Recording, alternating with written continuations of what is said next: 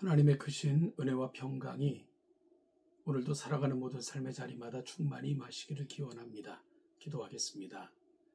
하나님 아버지 주신 하루를 말씀을 구하며 하나님의 동행하심을 소망하며 이렇게 시작하게 하시니 감사합니다.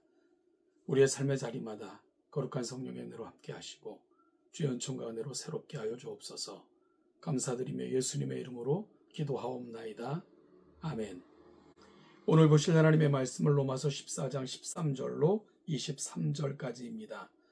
로마서 14장 13절로 23절까지를 같이 읽겠습니다.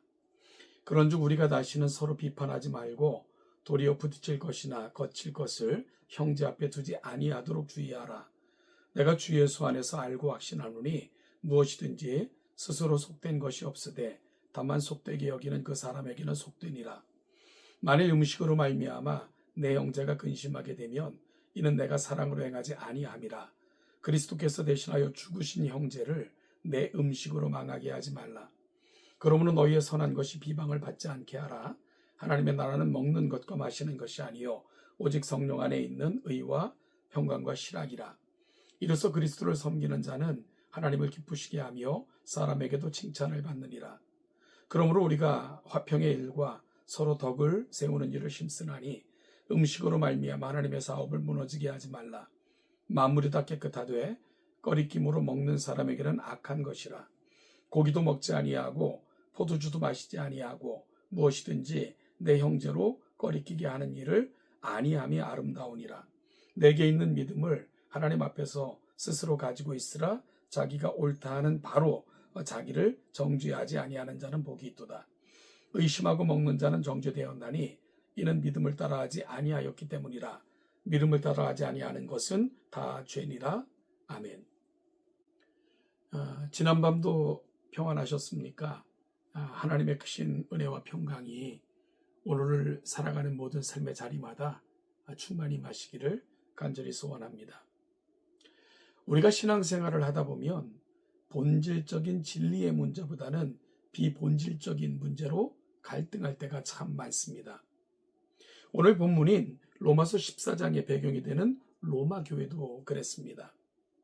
당시 교회 안에는 우상에게 바쳤던 고기를 먹는 문제와 절기를 지키는 문제로 성도 간의 다툼이 있었습니다. 먹어도 된다는 강한 믿음을 가진 자들과 먹으면 안 된다는 약한 믿음을 가진 자들이 서로를 비판하고 있었습니다. 오늘 사도 바울은 이 문제를 해결할 중요한 영적 원리를 우리에게 제시합니다. 첫째 원리는 비판을 멈추고 배려를 선택하라는 것입니다. 바울은 13절에서 이렇게 말합니다. 그런즉 우리가 다시는 서로 비판하지 말고 도리어 부딪힐 것이나 거칠 것을 형제 앞에 두지 아니하도록 주의하라. 바울은 앞선 1절부터 12절에서 서로 비판하지 말라고 했으나 이제는 더 적극적으로 형제 앞에 장애물 즉 거칠 것을 두지 않도록 결심하라 라고 명합니다. 이는 수동적인 관용을 넘어 능동적인 배려로 나아가라는 권면입니다. 여기서 중요한 전환이 일어나고 있음을 보게 됩니다. 이전까지는 누가 옳으냐 누가 틀렸냐를 따졌다면 이제는 무엇이 형제를 위한 길이냐라는 사실을 물으라는 것입니다. 바울 자신은 신학적으로 명확했습니다. 14절에 보면 무엇이든지 스스로 속된 것은 없다라고 했습니다. 예수님 안에서 모든 식물은 깨끗하다는 자유를 알고 있었습니다. 하지만 바울은 그 지식보다 사랑을 앞세웠습니다.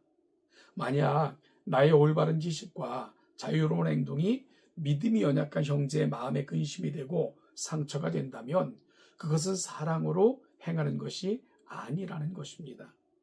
15절 하반절의 말씀은 우리의 가슴을 찌릅니다.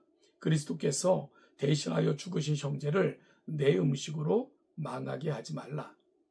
예수님은 그 형제를 구원하시려고 생명을 버리셨는데 우리는 고작 내 자존심, 내 기호, 나의 사소한 습관 하나 때문에 형제를 시험에 들게 해서야 되겠습니까?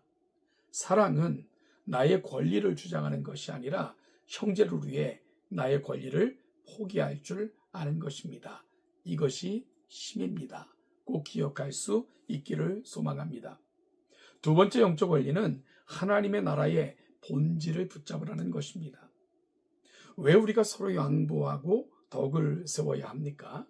그것이 바로 우리가 속한 하나님 나라의 본질이기 때문입니다.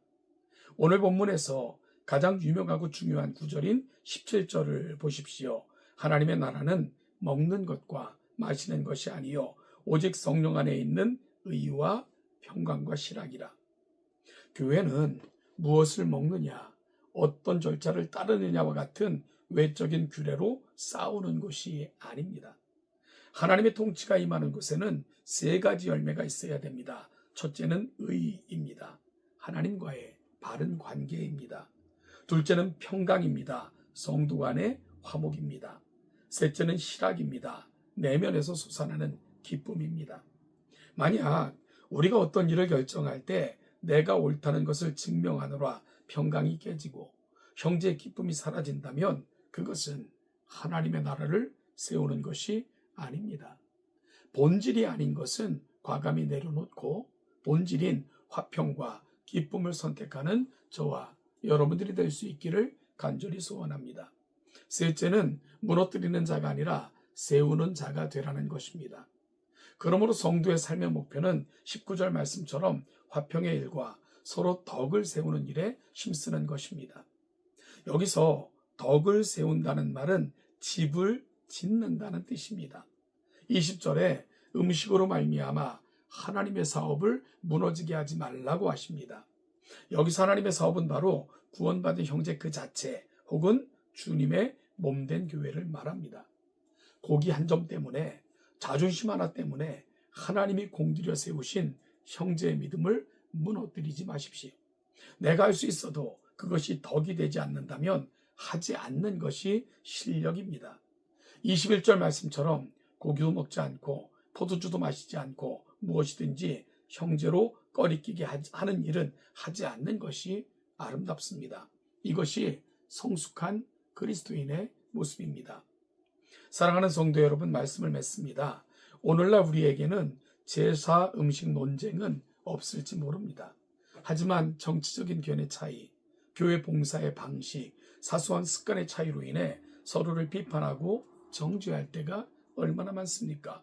오늘 이 아침 하나님께서 우리에게 물으십니다. 너는 네가 옳다는 것을 증명하고 싶으냐? 아니면 네 형제를 세워주고 싶으냐? 지식은 사람을 교만하게 하지만 사랑은 덕을 세웁니다. 오늘 하루 가정에서나 일터에서나 교회에서 나의 자유보다 형제 유익을 먼저 생각하시는 복된 삶의 자리가 되시기를 축복합니다.